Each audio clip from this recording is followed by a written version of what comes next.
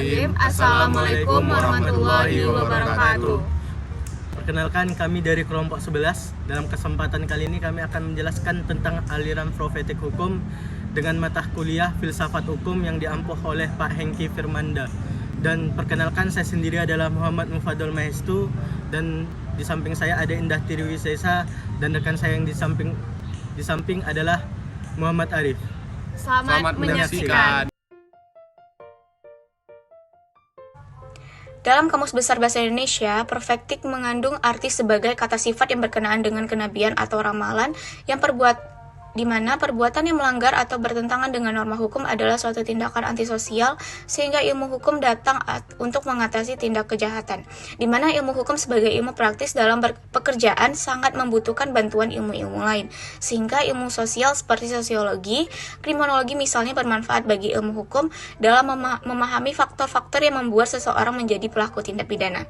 Dalam kasus pembunuhan berencana yang dilakukan oleh Irjen Verdi Sambo yang merupakan mantan Kadif Propam Polri terhadap ajudan Brigadir J atau Yosua Huta Barat adalah bentuk dari ketidakpatuhan Verdi Sambo sebagai penegak hukum dan serta penyelewengan kekuasaan ketika adanya indikasi obstruction of justice atau upaya menghalang-halangi proses hukum di mana ia menghilangkan alat bukti dan dikenai oleh pasal 340 KUH pidana tentang pembunuhan berencana dan telah melanggar kode etik kepolisian.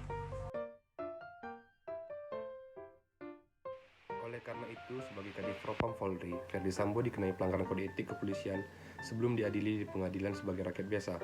Adapun kode etik yang dilanggar Verdi Sambo berdasarkan kode etik Polri adalah sebagai berikut. Yang pertama, pasal 13 ayat 1 PP 1/2003 junto pasal 5 ayat 1 huruf B Perpol 7/2022.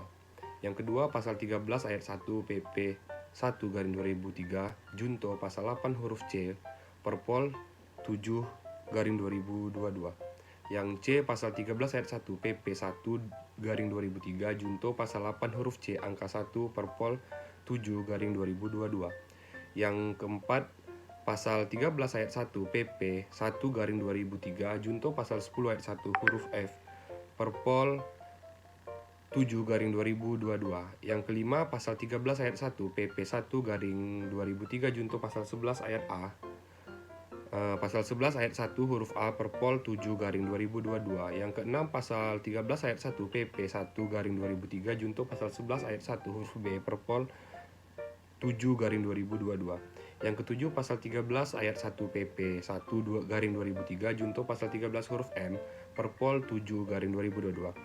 Ketujuh, kode etik itu merujuk pada aturan yang tertuang dalam Peraturan Pemerintah Nomor 1 Tahun 2003 tentang pemberhentian anggota Kepolisian Republik Indonesia dan Peraturan Kepolisian Nomor 7 Tahun 2022 tentang Kode Etik Profesi dan Komisi Kode Etik Kepolisian Negara Republik Indonesia.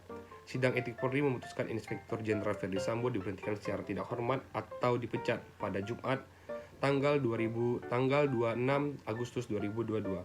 Mantan Kepala Divisi Propam Polri itu dinyatakan terbukti melanggar kode etik Korps Bayangkara.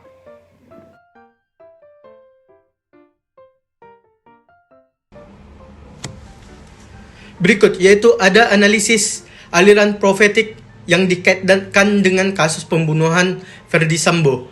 Berdasarkan aliran profetik, kasus pembunuhan berencana yang dilakukan Irjen Verdi Sambo, mantan Kadif Propam Polri terhadap ajudannya, yaitu tentu itu tidak sesuai dengan ajaran dasar yang diajarkan di aliran profetik, karena telah melanggar konsep dasar manusia yang berketuhanan dan hubungan antara manusia dengan manusia, serta hak kebebasan atau kemerdekaan manusia yang sesuai dengan apa yang disampaikan dengan Profesor Kunto Wijoyo tentang ilmu sosial profetik.